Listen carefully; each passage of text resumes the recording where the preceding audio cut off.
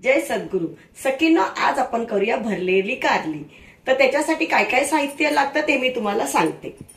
ही कारली मी चिंच आणि मीठ लावून उकडून घेतलेली, एक 10 मिनिटं उकडून घेतली. नंतर ती काढून मी बाजूला घेतली. थंड झाल्यावरती बघा आता ही थंड झालेली. त्याच्यासाठी लागणारं साहित्य आपल्याला भरपूर कांदा लागणार, कोथिंबीर, थोडेसे तीळ, शेंगदाण्याचा कूट केलेला आहे मी. शेंगदाणे भाजून मिक्सरमध्ये फिरवून घेतलेले आहेत, मीठ आणि तिखट मसाला. आता आपण पहिल्यांदा काय करूया, प्रथम आपण कांदा याच्यामध्ये कढईमध्ये टाकून छानसा परतून घेऊया. भरलेल्या कारल्यांना ना कांदा जरा जास्तच टाकायचा, छान लागतो, आणि शेंगदाण्याचा कूट कमी टाकायचा. आता मग ती अशी पीठ लागल्यासारखं होतं शेंगदाण्याचं जास्त, पण आपण कांदा जास्त. आता तुम्हाला दिसतो हा कांदा जास्त, पण भाजला ना तो कमी होणार. आता आपण याला छानसं भाजून घेऊया. आपण याच्यामध्ये 1 चमचाभर तेल टाकूया भाजण्यासाठी, म्हणजे खाली लागणार नाही. पण काय करूया, ह्या कारल्याच्या बिया काढूया. कोणाला आवडतात कोणाला नाही आवडत, तर मला नाही आवडत, मी काढून घेते. तुम्हाला आवडत असेल तर तुम्ही ठेवू शकता त्या. हे बघा, चिंच आणि बिया अशा पूर्णपणे आपण काढून घ्यायचा, म्हणजे आपल्याला कारली भरण्यासाठी सोपं जातं. त्या दाताखाली येतात ना, म्हणून मी काढते. जर तुम्हाला आवडत असेल तर तुम्ही ठेवू शकता त्या. सखींनो, बघा आता आपला कांदा परतत आलेला आहे गोल्डन कलर मध्ये. आता आपण गॅस बारीक करूया. आपण किती कांदा घेतलेला, भरपूर कांदा घेतलेला की नाही. बघा, कांदा अर्धा झालाय भाजून, मस्तपैकी परतून झालेला आहे. एवढा मोठा कांद्याचा अर्धा कांदा झाला. आता आपण काय करणार आहोत, त्याच्यामध्ये मसाले टाकूया. मीठ आपण कारली उकडताना त्याच्यामध्ये टाकलेलं होतं, म्हणून आपण कमी टाकायचं, जरा चवीनुसार टाकायचं. त्याच्याचमध्ये आपण तिखट मसाला टाकणार आहोत. कांदा गोड लागतो, शेंगदाणे गोड लागतात, म्हणून आपण काय करणार आहे, थोडा जास्त मसाला टाकणार आहे त्याच्यामध्ये. बघा, मी जास्त कारली घेतलेली, अर्धा किलो तरी, त्याच्यामुळे मी 2-2.5 चमचे तरी त्याच्यामध्ये तिखट मसाला टाकलेला आहे. आता आपण याच्यात काय करणार आहे, तीळ टाकणार आहोत. याच्यामध्ये तीळ फार सुंदर लागतात. प्रत्येक गोष्ट टाकली ना तर छान परतून घ्यायची, म्हणजे ते मिक्सअप छान होते. हे बघा, आता आपण याच्यात काय करणार आहे, थोडीशी साखर घालणार आहोत. कारण का माहितीये का, थोडीशी साखर घालणार आहोत कारण का माहितीये, कडू, तिखट आणि चिंचेमुळे आंबट, आणि हा साखर थोडीशी, बघा एवढीशी टाकायची, जास्त पण नाही, थोडीशी, एक गोडवा येण्यासाठी. याच्याने छान एक टेस्ट येते साखरमुळे.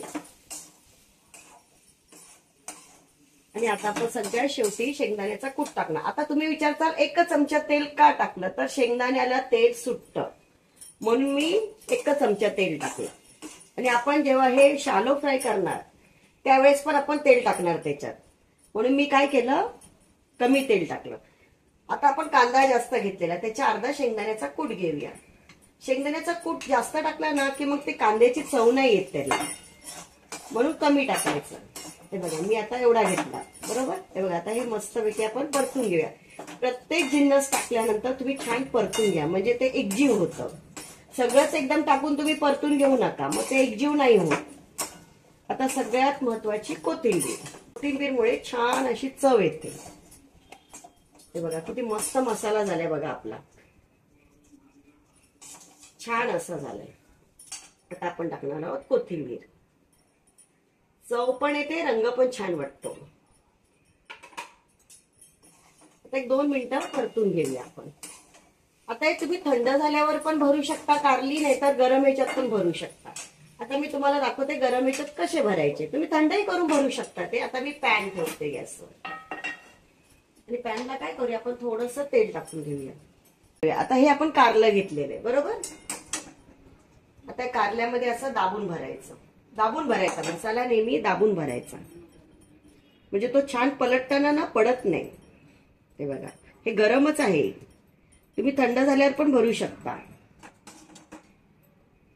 आता तुमच्या आवडीनुसार आहे, तुम्ही किती मसाला भरायचा. मला गच्च आवडतो, मी गच्च भरला, कारण आपण करत आहोत भरलेली कारली. आणि अशी ठेवून द्यायची. जरा पॅन 2 मिनिटं मोठं करूया, म्हणजे तापला पाहिजे तो पॅन आपला. आता आपण अशी सर्व कारली भरून घेऊया. खूप गरम आहे हे, तुम्ही सांभाळून करा, थंड झाल्यावर करा. आता मला सवय आहे म्हणून मी गरम गरम करते. हे बघा, मस्तपैकी असे दाबून भरा. असे दाबले ना की ते छान पलटी करताना होतात आणि गच्च भरलेलं असं कारलं वाटतं. सखींनो, सर्व कारली भरून झालेली आहेत आपली. आता आपण काय करायचं, थोडंसं आहे ना बाजूने तेल टाकायचं, थोडंसं टाकायचं. कारण पॅन मध्ये असल्यामुळे जास्त तेलही लागत नाही आणि ह्याच्यात शेंगदाणे असल्यामुळे तेल सुटतं, म्हणून थोडंसं टाकतोय आपण. आणि आता आपण याला 5 मिनिटं अशीच ठेवूया, कारण साल जाड असते. उकडलेली आहे, ती शिजलेली आहे, पण कशी थोडीशी जाड असते ना, ती खरपूस होण्यासाठी आपण 5 मिनिटं ठेवणार आहोत. 5 मिनिटांनी आपण बघूया. 5 मिनिटं झालेले आहेत. आपण आता परतून बघूया, पलटी करूया. बघा, थोडासा असा ब्राऊन कलर छानसा आलेला आहे. आता आपण असे सर्व कारली परती करून घेऊया.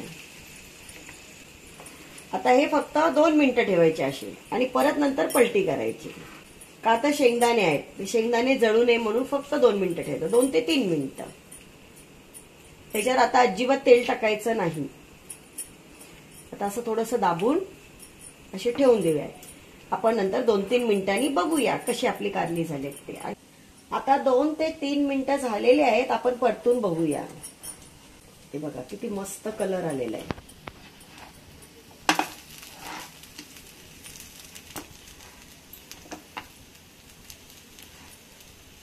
लागून द्यायची नाही तर कारली अशी.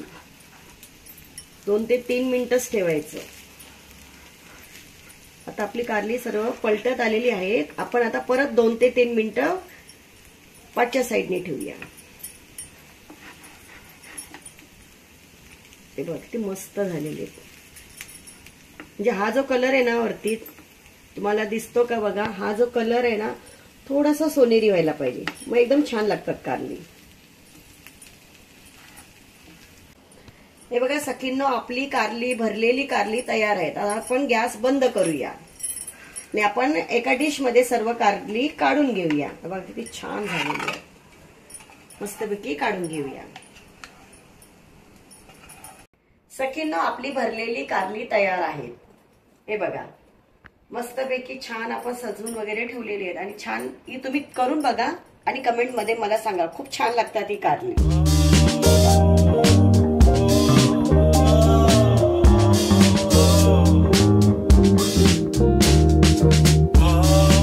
सखींनो, आजची टीप पहिली, कारली ही डायबिटीस साठी खूप छान आहेत, म्हणजे उपयोगी आहेत. काय करायचं, एक कारलं घ्यायचं, 1 घ्या 2 घ्या आणि त्याच्यामध्ये थोडासा दुधी भोपळा टाका आणि त्याचा रस करून रोज पिल्याने आपला डायबिटीस कंट्रोलमध्ये येते. दुसरं, जेव्हा आपण कारली कापतो त्याच्या आधी बिया निघतात. एखादी छोटी कुंडी घ्या, त्याच्यामध्ये ते बिया टाका. कारल्याची वेल खूप छान येते आणि आपल्याला घरगुती कारली छान मिळतात, आपण स्वतः तयार केलेली कारली मिळतात. तिसरी, कारल्याचं झाड असतं की नाही, त्याची पानं असतात. आताच्या पद्धतीमध्ये त्याला टॅटू बोलतात. जसं हे गोंधण आहे, आम्ही लहान असताना तुम्हाला सांगतो, हे गोंधण आहे. आम्ही लहान असताना त्या बायका यायच्या गोंदण्यासाठी, मग त्याचं गोंधण काढायचंय का, तर हे गोंदल्यानंतर ना कारल्याच्या पाण्याचा जो रस असतो ना तो लावला जायचा. का तर ना त्याचा रंग हिरवागार छान येण्यासाठी. हे खूप जुनी पद्धत आहे, म्हणजे माझ्या बालपणाचं आहे ते मी तुम्हाला सांगते. तो रस लावला ना 2-3 दिवस तर हे गोंधण खूप छान हिरवगार येतं. त्याच्यासाठी तुम्ही असं करून बघा. कारल्याची झाडं लावा. डायबिटीससाठी कारल्याचा रस ज्यांना असेल त्यांनी कारल्याचा रस प्या. माझ्या चॅनेलला लाईक, शेअर आणि सबस्क्राईब करा. Thank you very much.